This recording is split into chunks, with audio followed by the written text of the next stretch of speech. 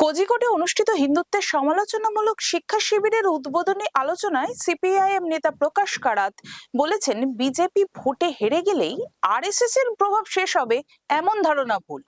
তিনি মতাদর্শগত, সামাজিক, সাংস্কৃতিক ও শিক্ষাগত প্রতিরোধের মাধ্যমে এর মোকাবেলায় আহ্বান জানান।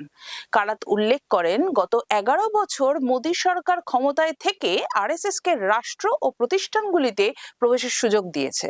তার লক্ষ্য ভারতকে হিন্দু রাষ্ট্রে রূপান্তরিত করা। আরএসএস এর প্রতিষ্ঠাতারা সাভারকারের, হিটলারের প্রশংসাপূর্ণ নীতির অনুকরণ করেছেন। নাগরিকত্ব সংশোধনের আইন, মুসলিম বিরোধী নীতি ও কর্পোরেট শক্তির সঙ্গে ঐক্য এই প্রক্রিয়া হিন্দুত্ব রাজনৈতিক ও অর্থনৈতিক ক্ষমতা নিশ্চিত করছে।